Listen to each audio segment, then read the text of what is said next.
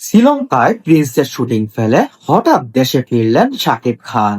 ঢাকাইয়া সিনেমার মেগাস্টার শাকিব খান দিন দিন নিজেকে গড়ে তুলেছেন নতুন রূপে, নতুন আঙ্গিকে। প্রতিটি সিনেমায় নিজেকে ভেঙে দুর্দান্ত চরিত্র নিয়ে পর্দায় কাঁপাচ্ছেন একের পর এক। সম্প্রতি প্রিন্সের শুটিং নিয়ে শ্রীলঙ্কায় ব্যস্ত সময় পার করছেন মেগাস্টার শাকিব খান। হঠাৎ করেই বৃহস্পতিবার 22 জানুয়ারি শ্রীলঙ্কা থেকে বাংলাদেশে আসেন শাকিব খান।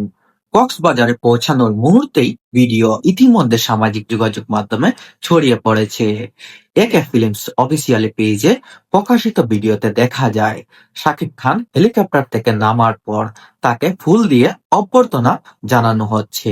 শাকিব খান নিজেও তার ভেরিফাই পেজে হেলিকপ্টার চলন্ত চিত্র ভিডিওটি পোস্ট করেন তিনি।